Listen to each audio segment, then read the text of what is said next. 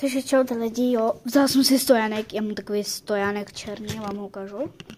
Takový prostě, jo, kurně, pojď tam. Dám si ho ještě dolů. Tak, já vám ukážu, jak se ten order dělá. Dobře? Jasně, že vezmu toto. První vezmeme tady tu látku toho. Vyberte si, jestli chcete tady ten náramek, ten si hodete třeba tu. Potom nějaký squishy, toto třeba. A ještě čekejte. Tak, jsem zpátky. Mia, co říkáš brain rot, bro? Dobře, tak tady mám to. Jo, ty všechny barvy radši, aby to. Dám to třeba tady. A ještě nějaké ty vajíčka. Já beru třeba růžovou. A to dám sem třeba.